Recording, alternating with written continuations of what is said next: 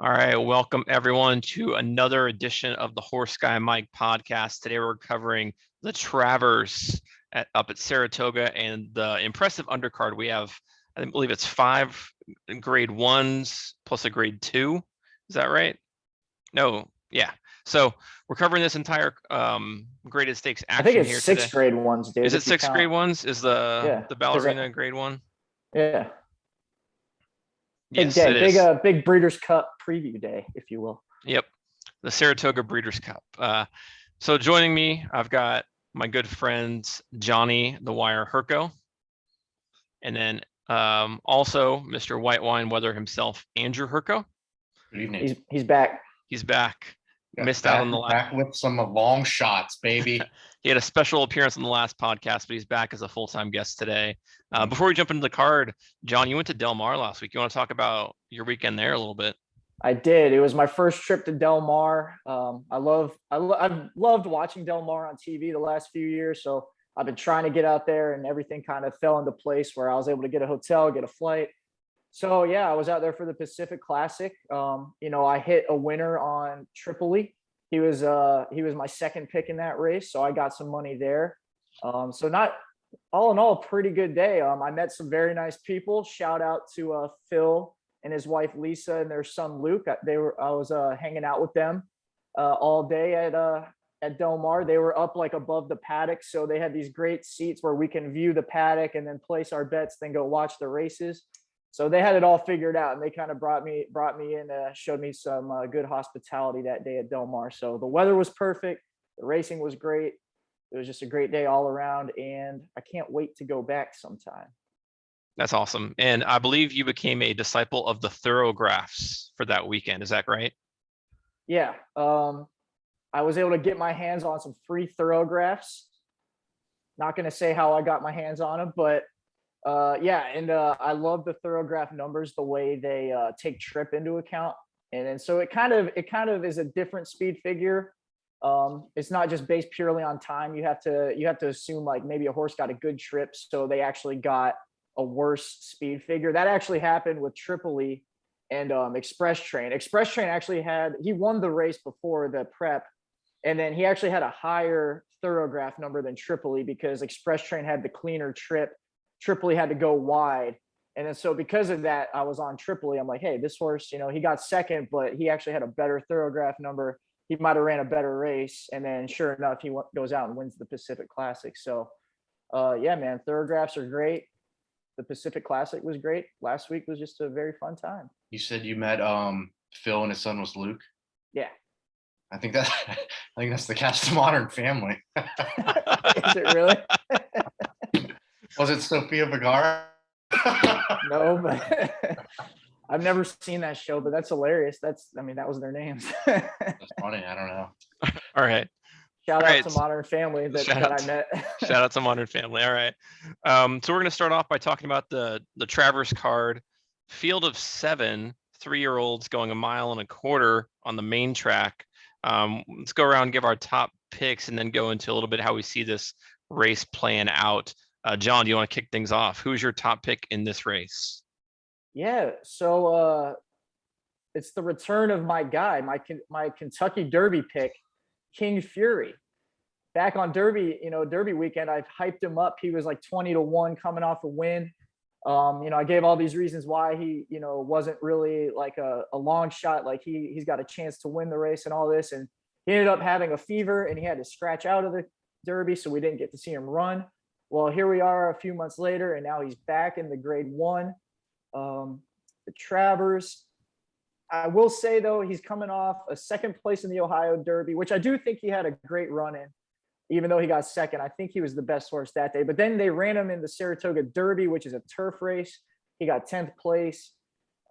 Just kind of a weird spot. I think Ken McPeak just wanted to get him a run in before the Travers. So I'm just going to cross a line out on that turf race. And then I just got to stick with my boy King Fury, man. If he was my Kentucky Derby pick, he's going to be my Travers pick.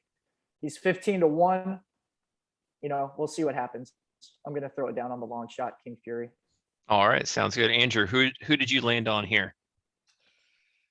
Going all chalk on this race, Essential Quality. just, I think, too good of a horse. Beat a couple of the other runners in this race, and I have that over Midnight Bourbon. Okay.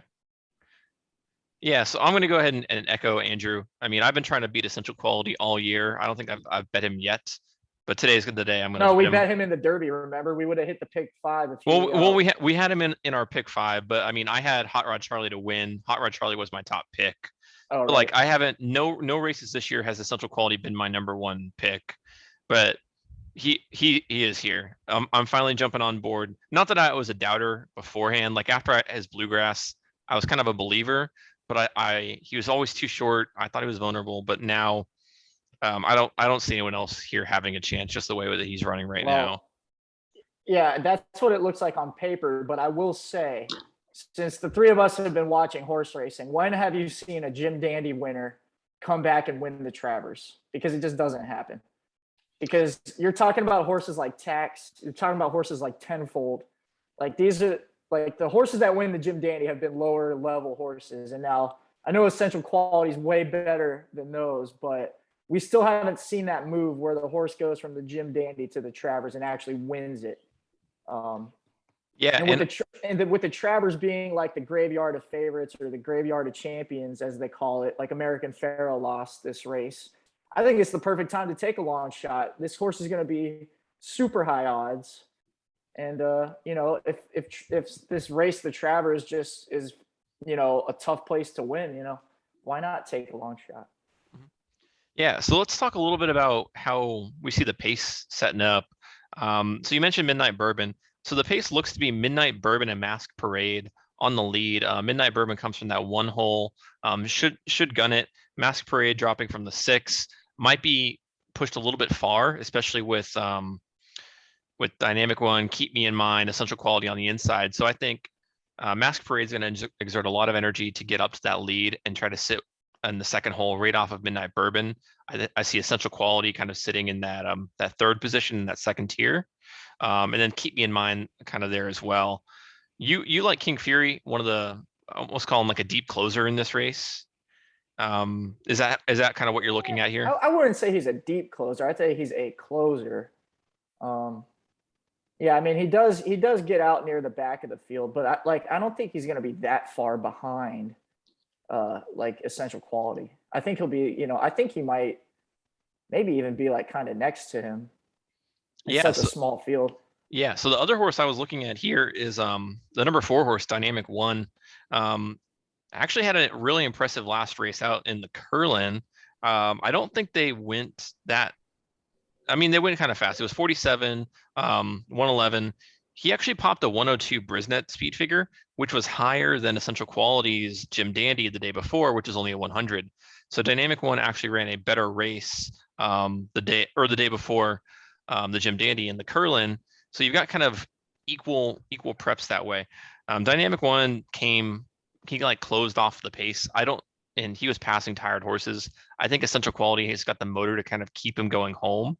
But I'm gonna kind of key Dynamic One in 2nd, and then Midnight Bourbon. So that's gonna be my try right there. It's gonna be Essential Quality keyed on top with Dynamic One and Midnight Bourbon in the 2 and 3 holes. That's what my exacta trifecta looks like in this. What do you guys think? Yeah, I'm basically on the same thing. Essential Quality over Midnight Bourbon and does it Keep Me in Mind? No. Yeah, Keep Me in Mind. Okay. Yeah, I do like Midnight Bourbon. Again, he keeps running good races. He just like kind of always, stalls out down the lane. And then he's coming off a bullet workout for Steve Asmussen, which is always a good sign that the horse is doing well. I'm going to talk about that angle a lot later. But it's one of those things with Midnight Bourbon. Like, is this finally the race where he gets on the lead and he just never stops and he goes all the way? And looking at his Haskell, I mean, we have to remember Midnight Bourbon in the Haskell. He was on the lead and he tired, and that's what ended up causing the clipped heels when Hot Rod Charlie came over, because Midnight Bourbon was fading backwards. But he was on the lead. But wasn't he on the lead with Following C, the fast? Yeah. So if you look, so he was. He didn't have an easy lead. You know what I mean? He had a contested lead. Yeah, he didn't have an easy lead. I don't think he's going to have an easy lead here either with Mask Parade. Kind of pushing the pace as well. So I don't think he'll have an easy uncontested lead. and if there's any kind of slip up there, Essential Quality is going to blow past him. But I think he has enough, because in that Haskell, like if he hadn't clipped heels, he would have hung on for third. And I think that's exactly what's going to happen here. Essential Quality is going to power by. Right. Midnight Bourbon's kind of going to hang for second or third, and Dynamic One's going to be kind of running late. Yeah, I agree with that. I think Midnight Bourbon will be there at the end. If he win, he might not win, but he'll definitely be second or third. I guess, Mike, me and you just kind of have a different long shot. You're going with Dynamic One. I like King Fury. Yeah, I mean, And Dynamic then I'm One going to try, I'm not going to play really Essential Quality on top. That's my difference. I'm going to try to beat him in the big race. Yeah, he's been beating me all year. I'm finally throwing in the towel. So that's kind of our place for the Travers. I've got Essential Quality on top with Midnight Bourbon and Dynamic One box underneath in the 2 and 3. John, you're on King Fury on top, and Andrew, with Midnight Bourbon and Essential Quality behind him. And Andrew, you're on Essential Quality with Keep Me in Mind and Midnight Bourbon. Correct. All right, perfect. So that's our analysis of the Travers. We're going to jump down to the beginning of the pick 5. That's going to be race 8. This is the Forgo Stakes, 7 furlong grade 1 males. This race seems kind of deep on paper. Andrew, what are your initial thoughts on the Forgo? Thanks. I love a nice 7 furlong race. Fun fact for you, Horse Guy Mike. Real Post is winning at 22% clip. Poor last race by Mischievous Alice, but it's a G1 winner. That's who I'm going with, Mischievous Alex. Okay. From the rail.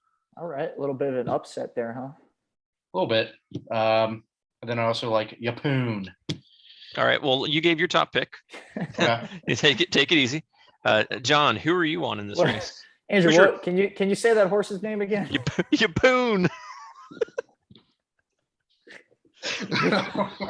I say that because that's going to be my pick. Is that how you say it? No, it's Yalpon, dude. Yapoon. There's only one O in his name. John's gonna be screaming that when he hits the wire. Yapoon.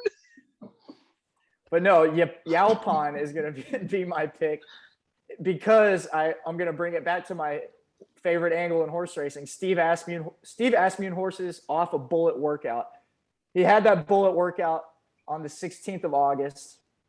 And then Asmussen does a slow workout after that. But if you see that bullet workout on there, 2 workouts back, that means they're going to be ready to run. And Yalpon, he's coming off a win with a 103 brisnet speed figure at Pimlico. And he was extending. It was 6 furlongs, but he extended his lead from a head to a length and 3/4. So I think that shows that this horse can take the extra distance. He's going to run with it. He's the favorite. He's the 5-2 favorite. I think overall the day is going to be pretty chalky, but I think Yalpon going to get that nice outside trip, take over the lead down the stretch, and then kick on home. Yalpon sounds like a leader of like a Yakuza gang.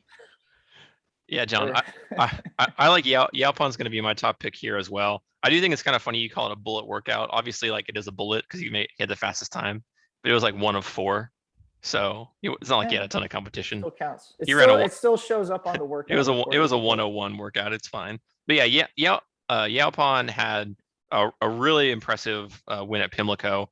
I rewatched that replay, and he was back a little bit, and then he just swung home and was just like firing away. Ryder barely had to give him any encouragement. Looked behind, knew he had it, and just powered home. 103 Brisnet. That's as good as anyone else in this field. So he's gonna do it again. Yeah, so he's gonna be my top pick here. The only thing I'm worried about is kind of that wide post. Was hoping someone would draw inside a little bit better. So based on that inside post, I'm actually gonna go with another shot here, and that's gonna be the number 4 Mind Control. So Mind Control last ran at Belmont and the J Nerude Stakes, and it was like a match race between he and Firenze Fire. Firenze Fire was 2-5 that day, and they went like head to head all the way to the end, and Mind Control ended up winning. Here's the thing: like if you like Mind Control, you have to like Firenze Fire, but Firenze Fire is 6-1 and Mind Control is 7-2. So honestly, if you're taking one of them, you should take both of them out of that race. So I think when I'm going in my pick 5, I'm going to do Mind Control, Frenzy Fire, Yaupon, and then I'm going to throw Whitmore in there as well, just because I don't think I've ever made a pick 5, pick 4 ticket without Old Man Whitmore in it. That's my boy, man. Old Man Whitmore. You He's think gonna be my other pick in the pick 5. I gotta throw Whitmore in there.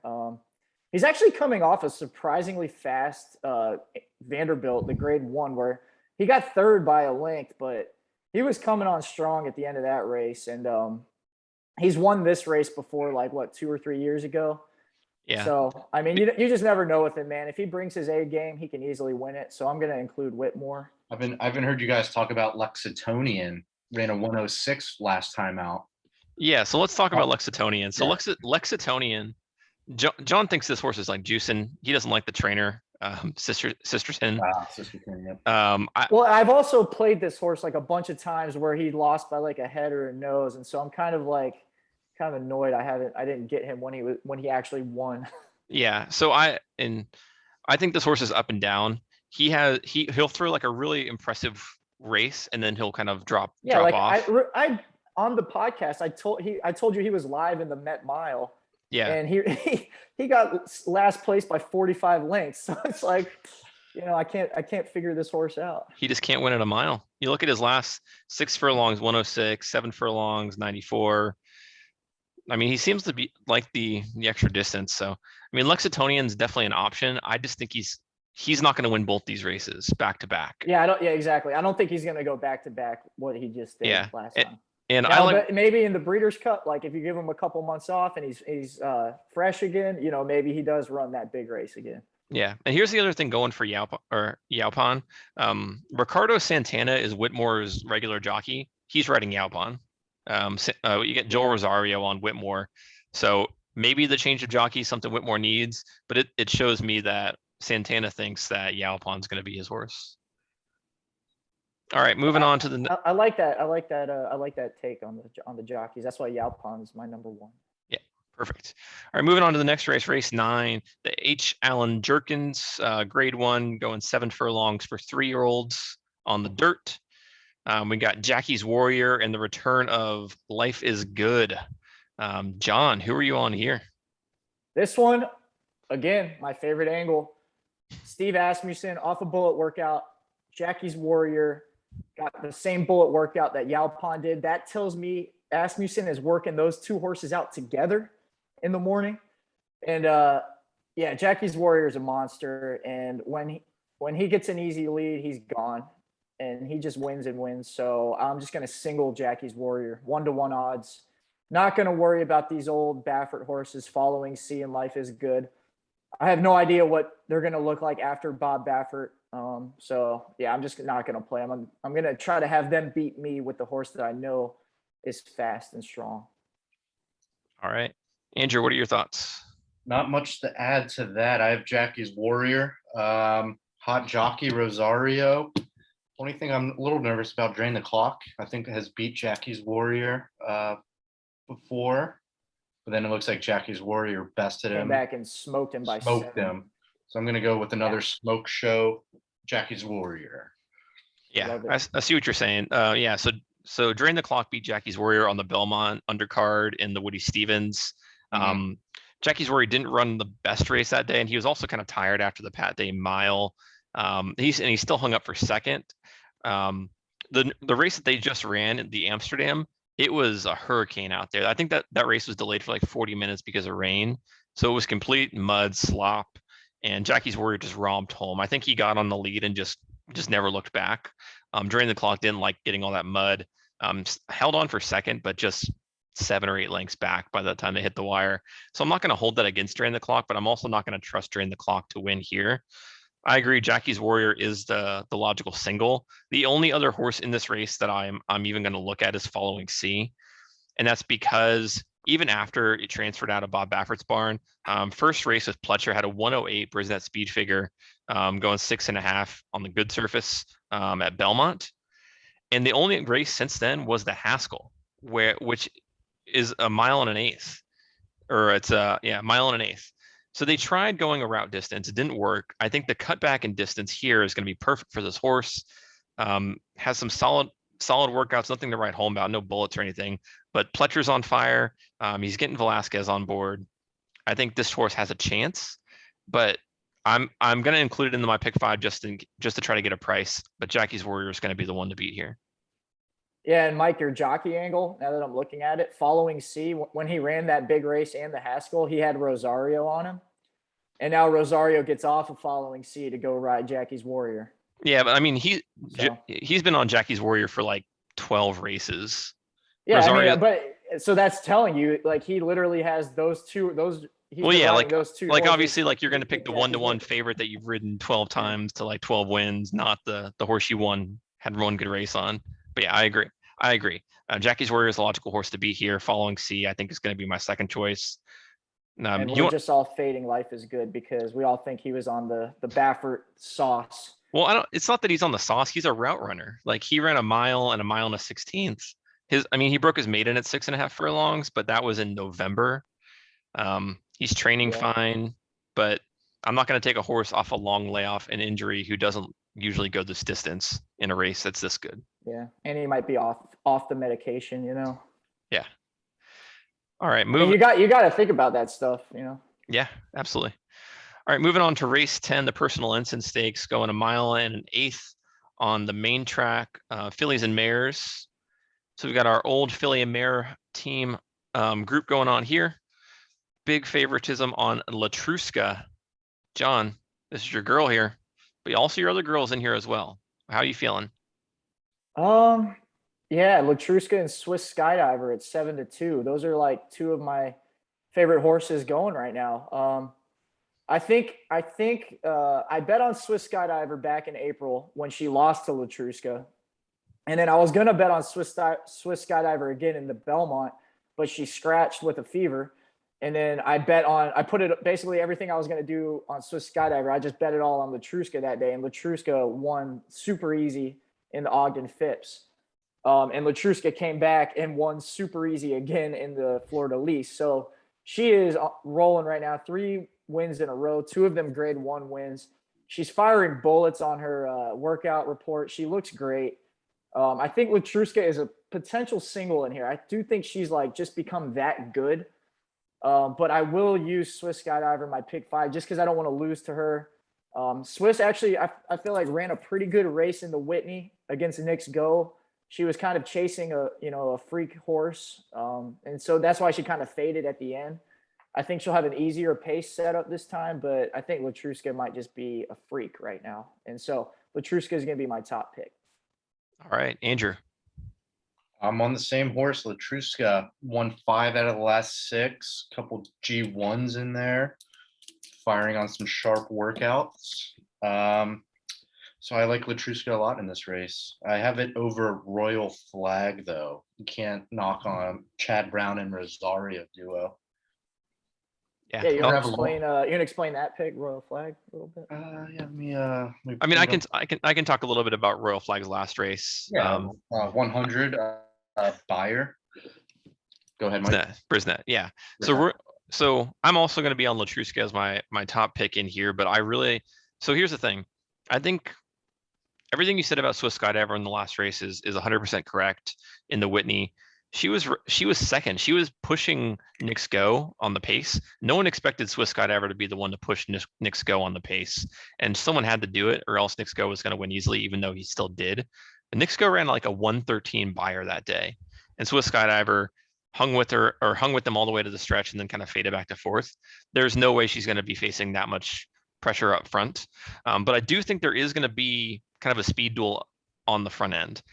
Latruska is definitely going to go to the lead, but there's also this horse, Miss Marissa, who ran at Delaware last out. I don't think she's a real threat to win, but I do think she is a threat to push the pace.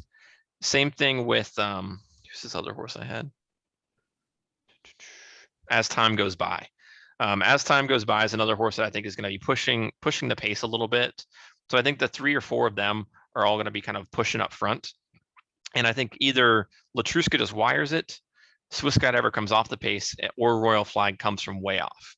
If you watch Royal Flag Shuvi at Saratoga on July 25th, she was out of it. She was like all the way back, last place. And then as they hit the stretch, she just swung around wide and powered home, and won by almost a length.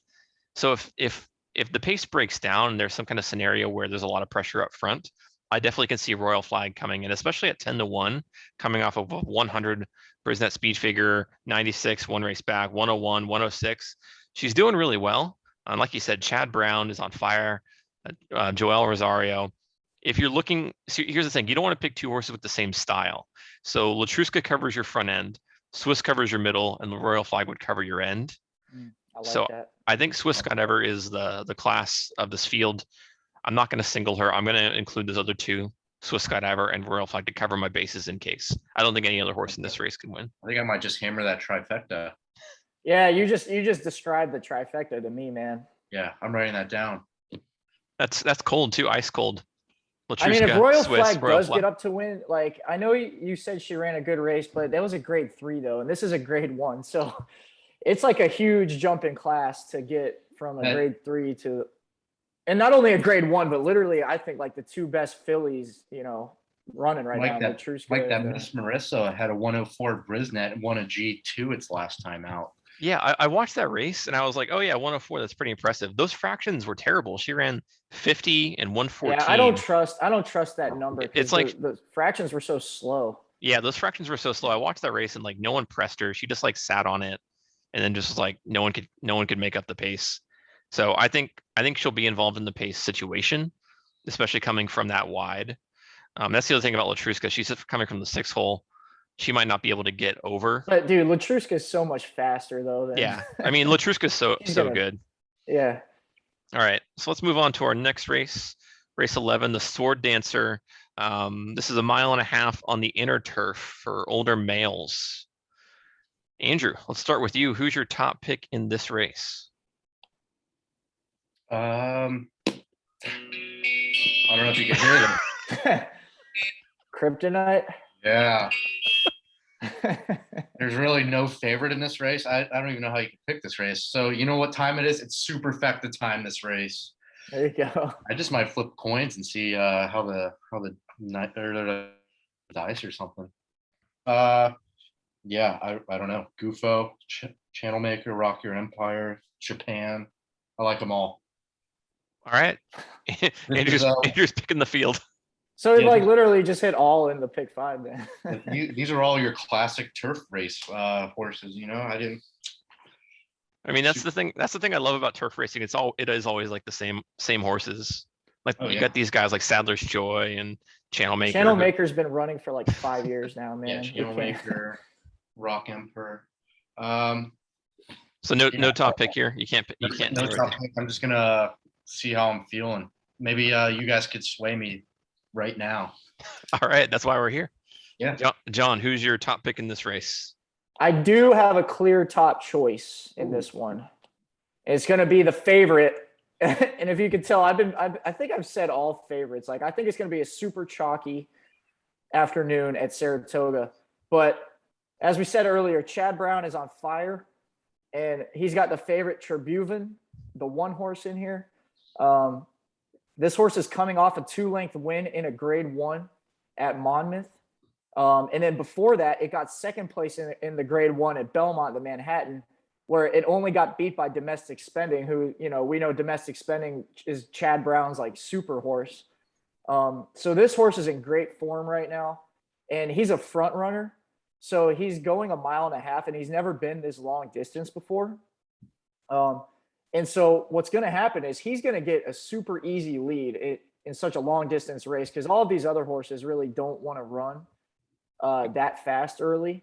And Channel Maker's the only one who will push it. Yeah, he might try, but I don't think he's like naturally going to be that fast. He was in second in his last race around Saratoga, around the same inner turf course. So I think if anything, Channel Maker will be sitting in second just off of him. And I don't think it's going to affect the early pace. Like they're not going to go and run off and get into a speed duel. Yeah, I think the way Tribhuvan's been finishing off these races, the last 2 grade 1s, like he's got second and a first. And also like when he runs on firm turf, if you just look at his firm turf, He's won his last 3 turf races when they've been on firm turf. So if it stays dry at Saratoga, like I think Tribhuvan is going to be very hard to beat. All right. I like that pick. Yeah, so I'll talk a little bit about the pace too, because I watched that last race, the Bowling Green, and it was Channel Maker and Channel Cat went to the lead, and the horse ended up winning that race. Cross Border was sitting right off of them in third. So the two of them were on the lead, like you said, setting fairly slow fractions. They went 49 and 114, and then Cross Border just kind of bypassed them. So I'm with you on throwing out Channel Maker 100%. I think the pace pressure is going to be exactly what you're saying. Like Tribhuvan's going to be first, Channel Maker is going to be second, with like Cross Border, and maybe Moretti in third and fourth. And I think Tribhuvan's going to start powering home. And here's the thing with the inner turf. The inner turf has a smaller stretch. It has a tighter turn. Yeah, it fades the front run, or it favors the front runners. Yeah, it favors the front runner and fades the closers. So that's why a horse like Gouffo is at a little bit of a disadvantage here. Gouffo is an excellent horse, a great closer. He came from way off the pace in his last race. I don't think he's going to have the opportunity here, because he's going to have to go wide around that turn, and try to make up all that ground in that short stretch. Tribhuvan's going to be way up front. So I think Gouffo can get up. Tribhuvan, I think, is going to be the favorite. I do like Cross Border to be a little bit more tactical there, where he can sit closer to the front and have a little bit more energy. So when they do start to make that short turn, he'll already be making his move around the edge. So I think Cross Border has a lot of upside, especially with Luis Saez on board, who's the top jockey, who's just putting on like a clinic every single day he's out there. He's just doing big work. So Cross Border is going to be my top pick here. Tribhuvan is going to be my number 2, and then Gouffo is 3. I do like Japan as a potential. I know he's 9-2, so not really an upsetter, but Aidan O'Brien and Ryan Moore don't just come over here for nothing. I think Aidan O'Brien wouldn't be sending this horse over here if he didn't think he had a shot. There was a lot of hype around. I mean, there was a lot of hype around this horse a while ago when he was running in like group ones over in Europe. I think he ran the ARC, a bunch of Ascot races. So when you're racing against that quality, like the ARC, Royal Ascot, and then moving down to like a graded stakes at Saratoga, it's definitely like a huge class drop, but I don't think the horse is in as good a form as it was. And he's also not winning those grade 1s that he was running, and he got like a couple thirds, a fourth. He won 2 grade 3s this year over there. So, I don't know if he's like truly like a dominant like European type horse coming over here. So I'm gonna personally fade him. Yeah, but we've seen how those Euros are coming over there at Belmont though. Who is it? Aidan O'Brien has been hot this year for sure. Who was that other Euro trainer that beat us at Belmont and then beat us? Charles Appleby. Yeah, Charles Appleby and his horses screwed us over a couple times.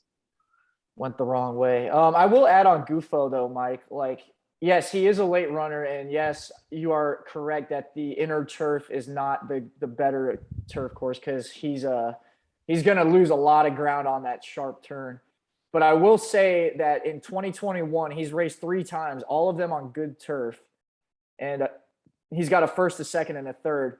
But I think his better form was when he was on firm turf. So I think maybe that'll save him, where the firm turf, it's a little easier to accelerate on. And then so maybe if it's, really dry at Saratoga, like he'll be able to power home a little quicker than normal, or than he's been showing on these good turf tracks. Yeah. Okay. I like Cross Border too. I think I would use those 3: Cross Border, Gouffo, and Tribhuvan. All right. Perfect. All right. So that wraps it up for the pick 5 sequence. I did want to bring up really quick the Ballerina before we end things, and the return of Gamine. John, I know that Gamine is one of your favorite horses in training. Tell me a little bit about how you think that race is gonna play out. Yeah, I've been burned by Gamine so many times trying to beat her. It's just like a sore subject at this point.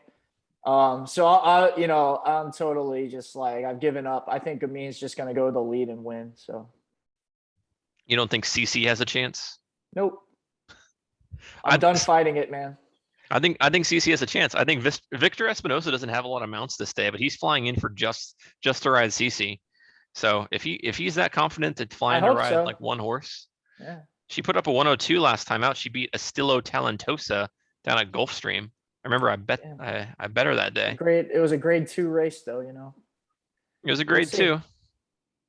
So you're on Gamine. Andrew, did you look at that race at all?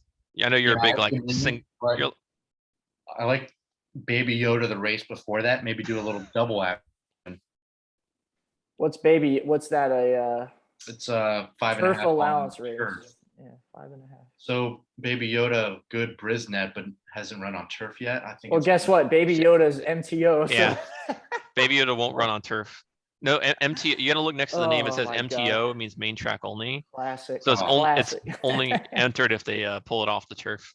I don't think you sent me that, Mike. It says it on the thing. It's right in there. It's MTO. That means it's only going to run on dirt if it rains and the turf races go off. Well, then we're gonna watch for that. if that happens, we got to redo the entire podcast. Yeah, but I mean, big time. All right, perfect. I think Stacey has a chance. I won't bet that race because it's right before the pick 5 starts. So we'll see how it goes there. So we talked. That's the key. We don't have to use that race because it's not in the pick 5. So yeah, I mean, if you want to single Gamine and do like a pick 6 with your exact same pick 5 ticket, like go for it. I don't think it'll affect the payments too much.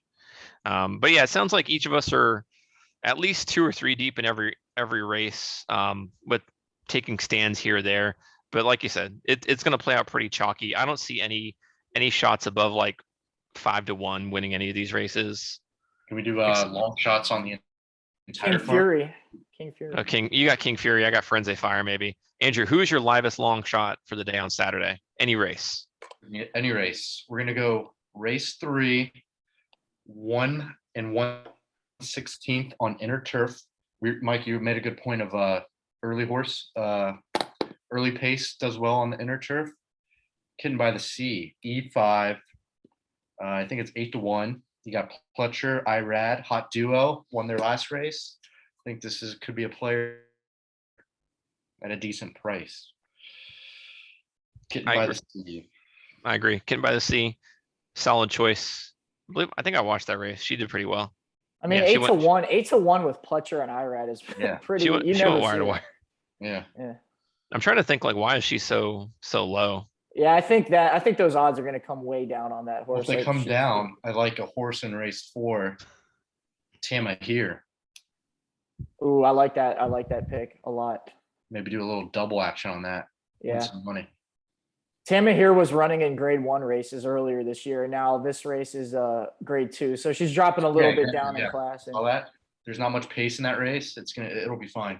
There's not much speed. Chad Brown, she's a Chad Brown runner. Mm-hmm. Yeah, you're right. I think she's absolutely loaded. So 7-2 odds. Oh my goodness, I'm thinking we fade races 8-12 and hammer these races 3 and 4. Just take the money you were going to bet on your pick 5 and just put it on Tama here. Yeah, I like it. I like those too. So all right, perfect. Any final thoughts on the Saratoga card or anything else? I know unrelated to Saratoga, Sunday we got the Shared Belief Stakes at Del Mar. Return of that should be fun. Medina Spirit versus Rock Your World, a little Kentucky Derby rematch there. John, Medina Spirit, he your boy? We all hate him because he ruined our pick 5, Mike. You remember that? Jeez, come on, man. I do, and we had Rock Your World in it, so maybe Rock Your World can get us some revenge. Yeah, I'll be betting it. I love Del Mar, so I'll be betting it. I'll be there in spirit. All right, perfect. Well, thanks again for joining us. Look out on Twitter. I'm at Horse Guy Mike. We have Johnny the Wire. Yeah, Johnny the Wire, and then at White Wine Weather on Instagram. For Andrew, you can go like and subscribe, follow us on Twitter, all that nonsense. We'll post our picks on Saturday morning. From us here at the Horse Guy Mike podcast, may the juleps be with you. Take it easy. Yapoon.